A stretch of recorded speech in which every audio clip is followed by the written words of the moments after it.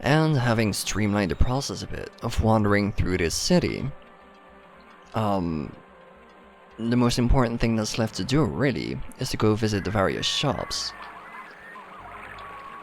Let's see.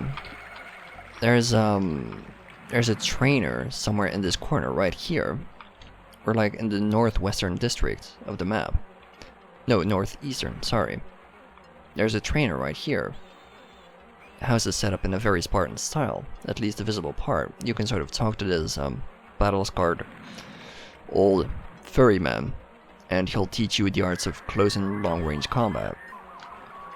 Furthermore, you can sort of head off to... shit, where is it?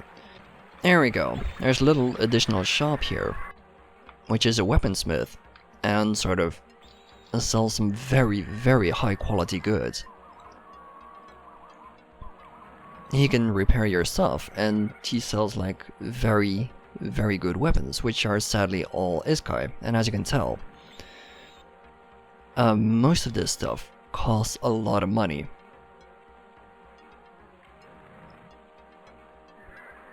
When you go like out to a dungeon and completely clean house, like find everything there is to find, sell all the excess garbage that you have, you barely get enough for one of these helmets. If that, even. So what you basically have to do, you go through the first main quest of the game, which takes you around this first island, and you basically do the best you can to sort of equip your team. You're not gonna get the best of the best, and it's not even worth farming for the best of the best, because that is gonna take ages. Like, I'm not even talking hours, I'm talking days that you have to farm just to get all those best items for all your dudes. What else do you have? Let's see. This is the southeastern district. Here you can sort of find the House of the Winds, which is a tavern. And as I think I've mentioned before, it's hard to tell what I've mentioned before and what I haven't, because this video is going to be so disjointed. But it's not usually a good idea to actually rest in taverns to heal, because it's gonna cost you more money than just straight up buying the rations. But, you know, you can sort of talk to the hostess. She's a very nice chap. She's named Fury. She's very cute. There's a lot of ginger kitties around here. It's kind of curious. Maybe it's not like a recessive gene with these people. Yeah. So you can buy... Funny enough, you can buy rations here, and they're kind of expensive. Let's see. So if you talk to her... Yeah, I can buy rations now because I don't have any gold, because I had to reload it again because the game crashed. And I just could be ours to collect any sort of gold. But the point I was trying to make is... There's a second trader here that exclusively sells food, and it's actually cheaper to buy your food here than in the inn, which is fairly interesting. And last but definitely not least, perhaps aside from the weaponsmith, the second most important trader in town. This... Come here. There you go. This is Wanya, and she sells a diverse number of goods. Take a good look at all the different items, look at the repellents, it'll keep some troublesome insects away. I'm not actually sure how this repellent works. I've never tried it, but supposedly it sort of lowers the monster spawn count, which you really don't want to see happen, because you need all the encounters you can find to sort of level up your dudes. More importantly, you buy the compass from Wanya, which allows you to see in which direction you're staring, and a blue music crystal, which will come into play in the next video, I think. And of course, all the lockpicks you can find.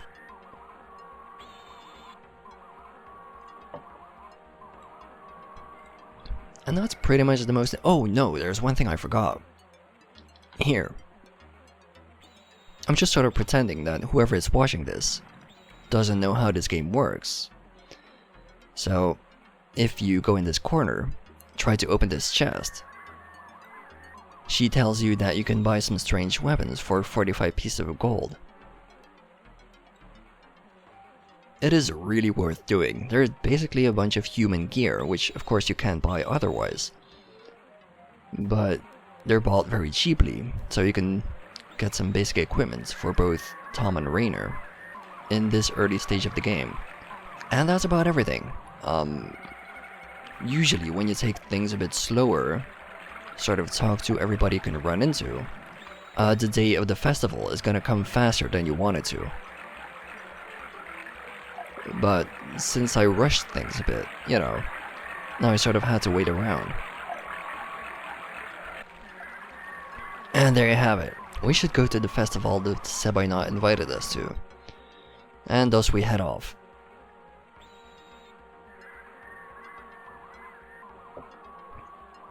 And thus Tom and Rainer sort of joins the Council of Fairies. And the Sebaina greets them. Zarima, Tom and Rainer, welcome to the meeting. May I introduce to you Akir. He's the head of the Guild of the Formers, or G5 as we say. How you doing, man? And this is council member... The Sebaina is interrupted suddenly when a masked figure storms into the room. Shocked, Tom and Rainer recognize that it is a human being. Of course it is, because who else would shit up the party if not for human beings? And thus Akir immediately gets pwned.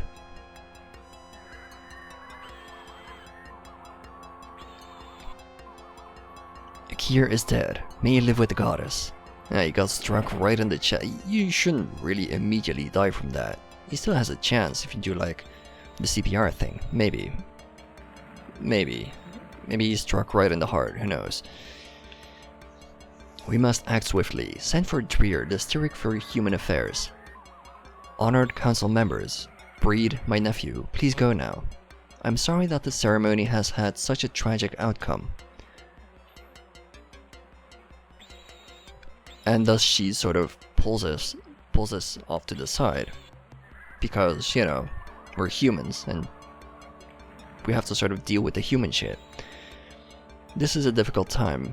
Some will assume that you had something to do with the murder for the simple fact that you are humans. I do not know your race well, but I believe you are just as shocked by all this as I am. Janice, no one ever told us that there are native humans on this planet. We're trying to get over the shock. And thus, you know, apparently there's other humans on this planet already, even though I wouldn't have really glanced at from the conversation. I would have just assumed that this idiot that shot Akir may have just been one of the dudes from the spaceship, but I guess. So you would have gotten to know your fellow humans on the island that we were going to take you to. You speak as if your offer can no longer be kept. Yeah. So I must inform you of our people's laws relevant to this type of crime. In order to compensate for the often undisciplined nature of many Iskai, there's a law of family responsibility. So to discourage transgressions, the entire family of a criminal is responsible for this behavior. And of course, being us humans, we're the only sort of humans and sort of family that's involved in this. So now it is up to us to sort of solve the murder, monitored by at least one Styric, and that's actually a very good thing. We're gonna have like big policeman with us at all times, but big policeman is pretty much gonna carry the whole party, so... We're still strangers on this world. How can we possibly find those guilty of this crime? And thus we have a buddy that will help us.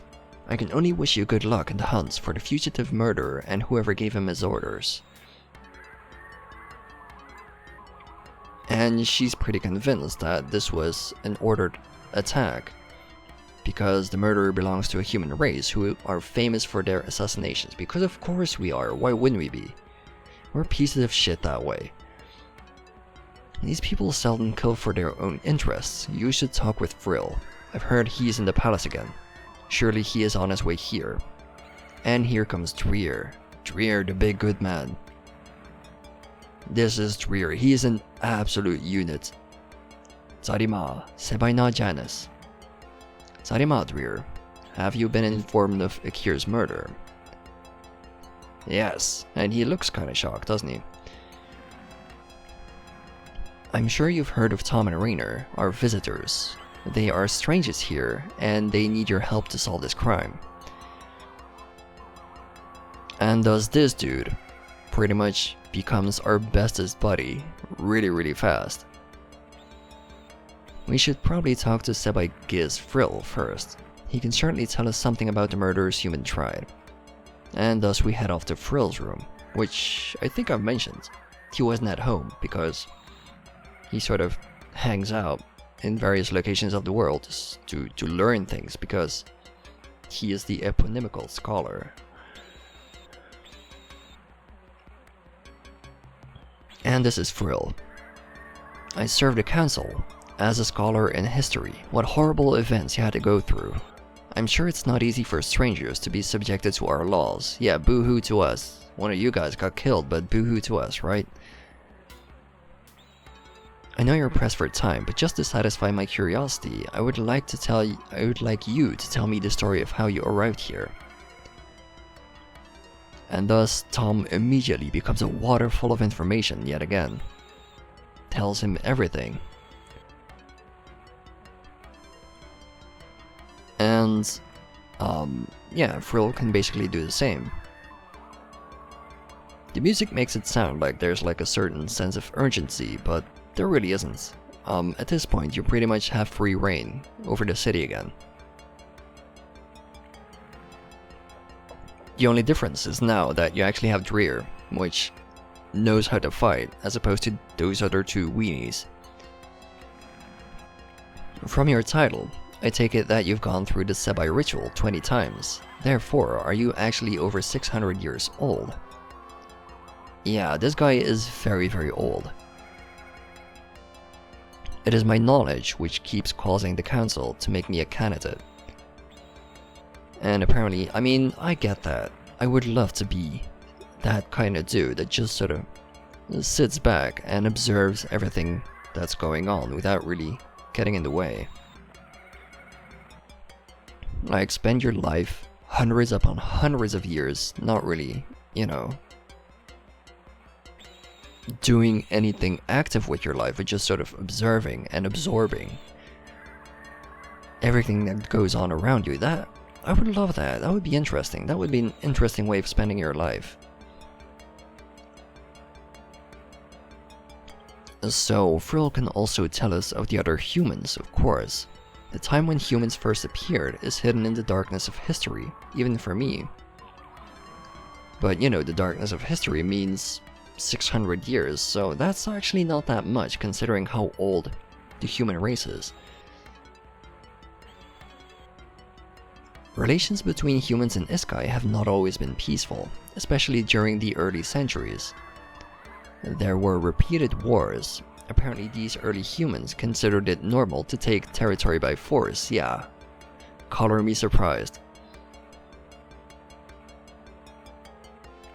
As time went on, the conflict became less frequent. The last altercation was over 156 years ago.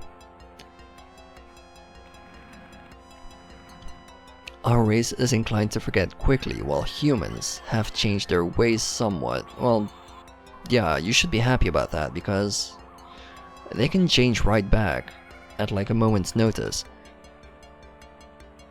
They've developed cultures that differ more than is normal for the Iskai. As far as I know, Iskai and humans live fairly peacefully together now. And then of course we get like to the biggest question. Do you have any idea who might want to kill Akir? A similar event happened more than 240 years ago. It involved a powerful Iskai merchant who became very involved with human affairs. That is of course no surprise. As soon as there's like something warlike going on with the humans, it has to be an economic war, because why wouldn't it be? That's the only thing we give a shit about. God damn it. But that's about the extent of his knowledge. You can ask him about many more things. Particularly the humans, of course. He's the only one that's really gonna be able to tell us more about the humans. In particular, there's the Kangat Kamulos, famous warriors who are often hired for assassins. One of their members is responsible for carrying out Akir's murder. Apart from them, I know of the Umajo and Beloveno's inhabitants. Okay, so Beloveno is a harbor city in the south of the Great Continent, far northeast of here. And that's gonna be our next goal, pretty much, if I'm not mistaken.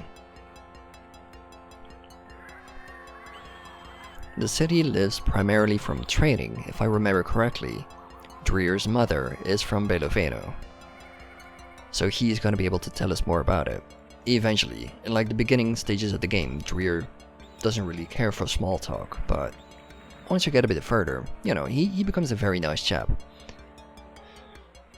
The Kangat Kamulos can be loosely translated as the foot soldiers of Kamulos, being the name of their supreme deity.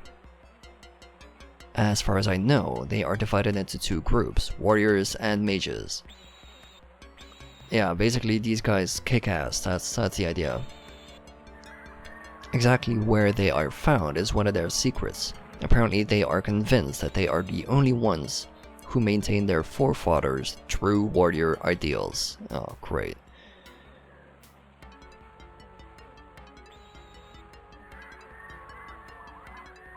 In the dry land far to the east live some humans devoted to producing valuable metals. They know rituals for placating the goddess who is offended by this digging for metals, because, you know, of course it is. If humans can find something to profit from, they're gonna find a way to garner a monopoly over it. They produce weapons, many different crafted implements, and jewelry, and they export these all over the world. A long time ago, their monopoly was so strong that regular wars broke out among the humans. Even today, there are no great smiths who are not under the Umajo's influence. It is said that they set the assassins of the Kangat Kamulos against their competitors, but that is only a rumor. No. Of course, Rainer immediately becomes a Skeptic Man. Septic Man sounds like the guy that works on the poo bins, but yeah. So, Frill seems to be very adamant about the fact that it is possible to anger the goddess, drilling for metals. But maybe we'll learn something more about that, and I'm not actually hinting towards anything in the future. I don't know, I get the feeling that maybe there's going to be something more. But that's about the most important information that you can gather from Frill. The next thing to do is, of course, follow the footsteps of the guy in charge, of the guy that murdered the guy. And thus we immediately set off to the Guild of the Jikaz.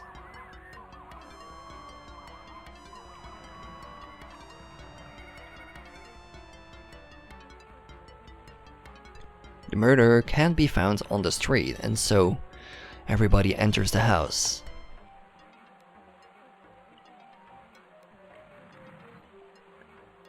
Tom and Rainer, as well as their new companion Dreer, enter the guild, and they are accompanied by two Sirig, the local police. First they meet Sarah, the daughter of the murdered Akir, who has defected to the Guild of the Jikaz. Yeah, double irony. This happy little girl is actually the daughter, so, well. Do you know who's behind the murder? We're still sort of working on it, babe. They say that the fugitive murderer has been seen near this building. And thus Vizier comes, watch the commotion, and tells us that we sort of can have a look around. nobody really gives a shit because obviously nobody here could potentially be any sort of suspect against like a warring guild member, but you know. Suddenly an Isekai and a human emerge in the corridor. He's the fugitive murderer. When the Isekai notices he has been seen, he throws a glowing seed. Smoke bomb!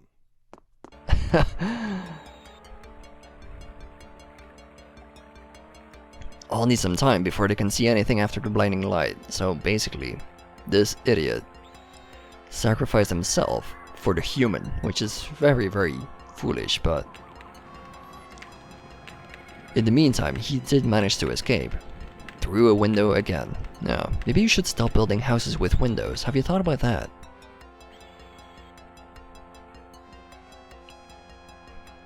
Dreer turns to the Isekai who produced the blinding light. Who are you, and why have you done the thing? His name is Chris. He was a member of our guild. Chris, you miserable Skorik. Why did you do the thing?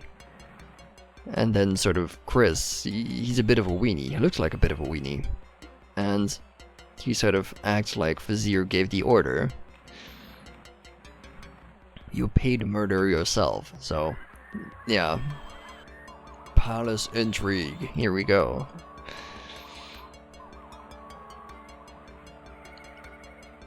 So apparently Vizier is mentioned as having a motive, and he's the main suspect. So both of these two idiots are taken into custody, which leaves us to sort of trail the assassin.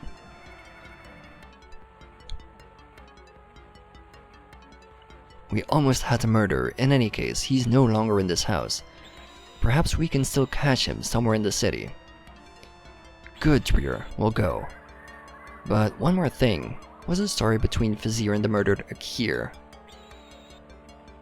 Well, Akir was once married to Vizier's sister. On a hunting trip with Akir, Vizier's sister lost her life. Vizier blamed Akir for the death of his sister, and then, you know, they got pretty sore about that. It does make sense. I mean, if you read into the fact that these people share practically a husband and wife kinship with the brother and sister-in-laws, this does get a bit serious, doesn't it?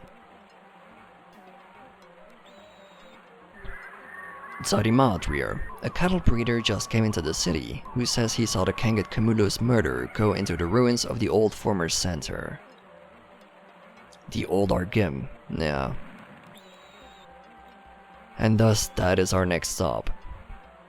The game, of course, acts like this is a very pressing matter, but at this point you pretty much have free reign, so you can sort of equip Dreer, make sure you have everything you need, because you're gonna have to step into your first real dungeon.